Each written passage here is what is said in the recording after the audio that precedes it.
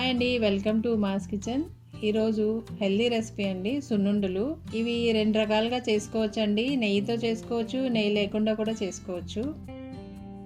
ముందుగా మనం ఒక ప్యాన్ పెట్టుకుని అందులో మినుములు వేపుకోవాలండి. ఇవి పొట్టుతో ఉన్న మినుములు. ఒకవేళ ఇవి మీకు దొరకలేదనుకోండి, మామూలుగా మినపగుళ్ళతో కూడా చేసుకోవచ్చు. నేను 2 కప్పులు తీసుకున్నా అండి. మినువులు వేగడానికి చాలా టైం తీసుకుంటుందండి. లో ఫ్లేమ్లో వేయించుకోవాలి. ఇలా కలర్ మారేంత వరకు వేయించుకోవాలి. చూడండి, ఇలా కలర్ చేంజ్ అయిపోతే మనకి మినుములు వేగిపోయినట్టు. ఇప్పుడు ఇవి చల్లారిన తర్వాత గ్రైండ్ చేసుకుని పక్కన పెట్టుకోవాలండి. ఇప్పుడు మనం ఫస్ట్ నెయ్యితో చేసుకునే సున్నుండలు ఎలా చేయాలో చూద్దాం. ఇది 1 కప్పు కొలతతో చూపిస్తున్నా అండి. 1 కప్పు మినపపిండి, అందులో 3/4 కప్ బెల్లం తీసుకోవాలండి. ఇప్పుడు మనం గ్రైండ్ చేసుకున్న మినపపిండిని ఒక ప్లేట్లో వేసుకుని తురుముకున్న బెల్లం వేసుకుని ఫస్ట్ మనం చేత్తో అంతా కలుపుకోవాలి.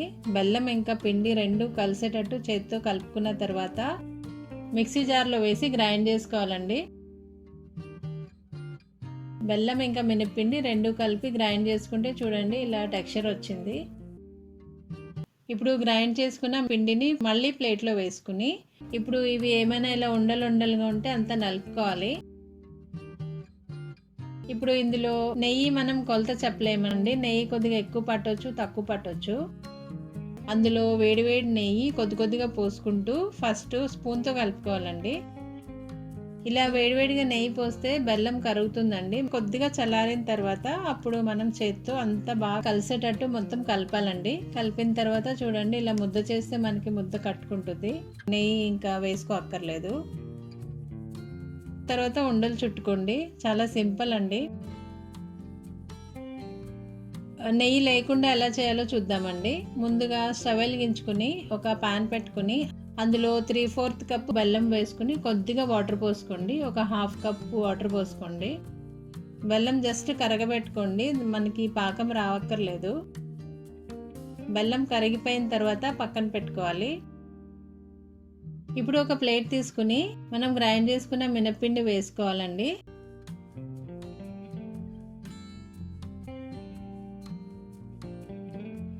తర్వాత అందులో మనం కరగబెట్టుకున్న బెల్లం కొద్దిగా పోసుకుంటూ కలుపుకోవాలండి.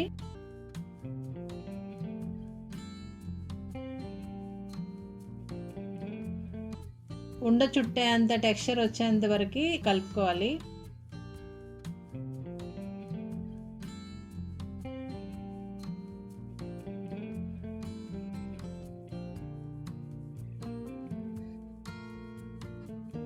ఇలా ముద్దుగా ఫామ్ అయిన తర్వాత చేతికి కొద్దిగా నెయ్యి అప్లై చేసుకోండి. తర్వాత ఉండలు చుట్టుకోవాలండి. చాలా సింపుల్ అండి. 2 రకాలు కూడా మీరు ఎలాగైనా చేసుకోండి, ఎంజాయ్ చేయండి.